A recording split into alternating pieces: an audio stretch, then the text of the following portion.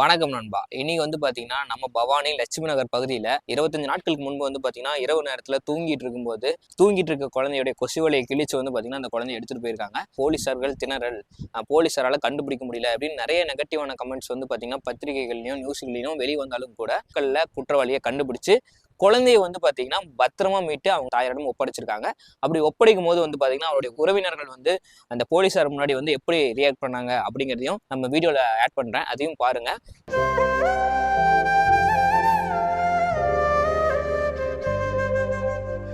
இதுக்கு வந்து பாத்தீங்கன்னா உறுதுணையா எஸ்பி மற்றும் வந்து பாத்தீங்கன்னா டிஎஸ்பி, அப்புறம் கூடுதல் கண்காணிப்பாளரும், இன்ஸ்பெக்டர், அதுக்கப்புறம் வந்து பாத்தீங்கன்னா எஸ்ஐக்கள், அதுக்கப்புறம் இன்னும் நிறைய காவலர்கள், ஒரு 30க்கும் மேற்பட்டவர்கள் வந்து பாத்தீங்கன்னா அந்த டீம்ல இறங்கி ஹெவியா வேலை செஞ்சு 300க்கும் மேற்பட்ட கேமராக்கள், 1000க்கும் மேற்பட்ட வண்டியை ட்ரேஸ் பண்ணி, கால் ஹிஸ்டரிலாம் ட்ராக் பண்ணி, குழந்தை கடத்தல யாரெல்லாம் ஆல்ரெடி ஈடுபட்டு இருக்காங்களோ அந்த மாதிரி குழந்தை கடத்தல ஈடுபட்ட குற்றவாளிகளை கண்டுபிடிச்சு இது போன்ற ரொம்ப தீவிரமான சோதனைகள் நடத்தி தான் வந்து பாத்தீங்கன்னா இந்த விஷயத்தை கண்டுபிடிச்சிருக்காங்க. இந்த விஷயத்துல இந்த டீம்ல ஒர்க் பண்ண எல்லா போலீசாருக்கும் வந்து பாத்தீங்கன்னா நான் ஒரு மனமார்ந்த தேங்க்ஸ் சொல்லிக்கிறேன். ஏன் அப்படின்னா ஆந்திர மாநிலத்தை சேர்ந்த இந்த மாதிரி ஒரு தம்பதிகளுக்கு கூட வந்து பாத்தீங்கன்னா நம்ம ஊர்க்காரங்க ரொம்ப ரிஸ்க் எடுத்து செஞ்சு கொடுத்தது பெரிய விஷயமா பாக்குறோம். இன்னொரு வீடியோல இதோட என்ன இன்ட்ரெஸ்டிங்கான கண்டென்ட் பார்க்கலாம். நன்றி, வணக்கம்.